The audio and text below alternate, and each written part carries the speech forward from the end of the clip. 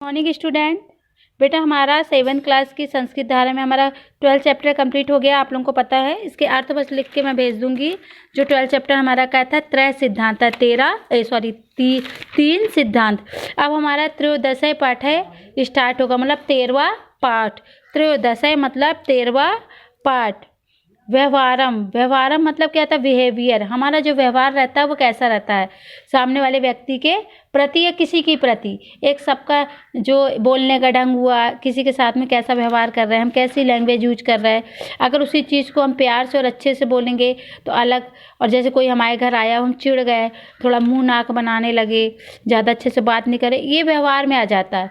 कोई भी आया, अगर हमने अच्छे से बात किया, मतलब हमारे जो संस्कार है वो दिखते हैं। ये है चैप्टर में। इसके हम सबसे पहले क्या पढ़ लेते हैं बेटा, थोड़ा हम शब्दार्थ कर लेते हैं। शब्दार्थ मतलब क्या होता है, शब्दों के अर्थ। दूरस्थो अपि मतलब होता है दूर होने पर भी। मनसी स्थित है मतलब होता है मन में स्थित है, मन में स्थित है। समीपस्थो अपि मतलब होता है पास होने पर भी। प्रस्ताव सादृश्यम वाक्य मतलब होता है अवसर के अनुकूल बात करने वाला, यानी उस समय कैसी क्या बात करना, कैसा समय है उसके अनुसार बोलते हैं उसको। प्रभाव सादृश्यम मतलब होता है सामर्थ्य के अनुरूप। आत्मशक्ति समम मतलब होता है अपनी शक्ति के अनुरूप। खला नाम मतलब होता है दुष्टों का। प्रतिक्रिया मतलब होता है मार्ग है। उपनामुखम भगय मतलब होता है जूतों से मुंह तोड़ जवाब देना। विसर्जन मतलब होता है परित्याग कर देना। सामने मतलब क्या होता है, बराबर वालों से। राज्ञी सेवा मतलब होता है सरकारी सेवा। पातकम मतलब क्या होता है, पाप। जागृते मतलब होता है जागने वाले के। लालेयत मतलब होता है प्यार दुलार देना चाहिए। मित्र वदाचरेत मतलब होता है मित्र के समान आचरण करो। वेशजम मतलब क्या होता है औषधि। जीणे मतलब क्या होता है भोजन पच जाने पर। बलप्रदम मतलब होता है बलवर्धक।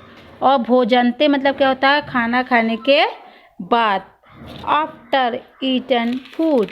अब इसका हम क्या पढ़ेंगे, अब हम बेटा इसके श्लोक के अर्थ पढ़ेंगे। एक एक श्लोक पढ़ेंगे, उसके अर्थ पढ़ेंगे। व्यवहार।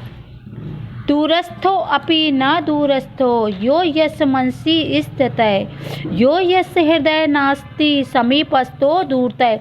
इसका दूरस्थो, अपने कई लोग रहते हैं जो उनका व्यवहार इतना अच्छा रहता है कि दूर होने पर भी वो कहाँ रहते हैं, हमारे पास में रहते हैं और हमारे हृदय में स्थित रहते हैं। और कुछ ऐसे होते हैं यो यस हृदय नास्ति समीपस्थो दूरतय, पास में भी रहते हैं, हमारे आंखों के सामने भी रहते हैं, और उसके बाद भी उनका व्यवहार इतना गंदा रहता है कि उसके बाद भी वो हमारे दिल के पास नहीं रहते हैं, वो दूर रहते हैं। सेकंड मतलब इसका कहने का क्या है कि बिहेवियर पर, व्यवहार पर, यानी इंसान या तो पास में रहेगा, पास होने पर पास में नहीं रहता है, और दूर होने पर भी वह दिल के पास रहता है, यानी उसके लिए हमारे मन में आत्मसम्मान की भावना बनी रहती है। दूसरे श्लोक में क्या है, प्रस्ताव सादृशम वाक्यम प्रभाव सादृशम प्रियम आत्मशक्ति समम काप यो जानाति सा पंडित है। क्या है, जब जहाँ पर देखो जैसा अवसर आता है, अवसर मतलब क्या होता है, समय, कार्यक्रम, जो भी जैसा समय रहता है उसके अनुसार क्या होता है, हम बातों के द्वारा, वाक्यों के द्वारा उस पर प्रभाव डालते हैं। जैसा समय रहता है उसके अनुसार हम बातों के द्वारा या अपनी लैंग्वेज, कैसी बात करना चाहिए, उसके द्वारा हम सामने वाले व्यक्ति पर क्या करते हैं, प्रभाव डालते हैं। आत्मशक्ति समम काप्यो जानती सा पंडित है, यानी हमको अपनी शक्ति के अनुसार ही कार्य को करना चाहिए। पंडित बनने की ज़्यादा होड़ नहीं लगानी चाहिए। खलानाम कंठ काना च द्विधैव प्रतिक्रिया। दुष्टों का काम क्या रहता है, दो मार्ग पे प्रतिक्रिया, यानी दो मार्ग पे पैर रख के कार्य करना, यानी वो क्या करते हैं, दो मार्ग पे पैर रखते हैं, यहाँ भी कार बोलते हैं, वहाँ भी बोलते हैं। उपानुमुख भंगो व दूरतो व विसर्जनम। ऐसे लोगों को जूतों से मुंह तोड़ जवाब देना चाहिए, और ऐसे लोगों का परित्याग कर देना चाहिए, ऐसे लोगों को छोड़ देना चाहिए। जो लोग ऐसे रहते हैं दुष्ट लोग कि दो पहिए पर पैर रखते हैं और दो रास्ते पर चलते हैं, मतलब दो रास्ते पर चलना मतलब ये नहीं कि एक रोड इधर एक रोड इधर, मतलब ये है कि वो दो व्यक्तियों के बीच में रहते हैं, परंतु यह मतलब दो के बीच में दो प्रतिक्रियाओं को व्यक्त करते, दो रास्ते चुनते हैं। और जो ऐसे लोगों को मुंह तोड़ जवाब देना चाहिए और ऐसे लोगों का परित्याग कर देना चाहिए। अब देखो अपना 4th वाला श्लोक स्टार्ट हो रहा है।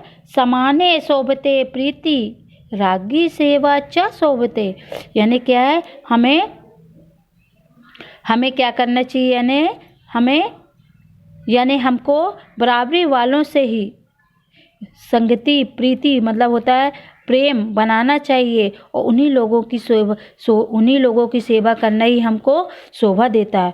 वाणिज्यम व्यवहारेषु दिव्या स्त्री शोभते, यानी एक स्त्री का स्वभाव व्यवहार से और घर के रख रखाव से ही शोभा देता है, न कि उसके ओढ़ पहन लेने से। देखो पहले में हमने क्या पढ़ा बेटा, कुछ लोगों का व्यवहार इतना अच्छा होता है कि वह दूर होने पर भी हमारे मन के पास में रहते हैं, और कुछ लोग ऐसे रहते हैं जो पास में होने के बाद भी हमसे दूर रहते हैं।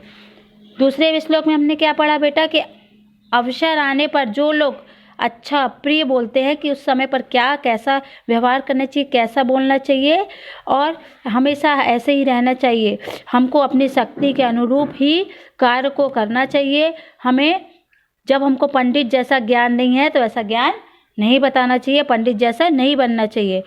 तीसरे में हमने क्या पढ़ा बेटा, जो दुष्ट लोग रहते हैं वो दो कार्य को करते हैं, यानी दो कार्यों को करते हुए दो रास्ते पर पैर रखते हैं। तो ऐसे लोगों को जूतों से मुंह तोड़ जवाब देना चाहिए, ऐसे लोगों का परित्याग कर देना चाहिए।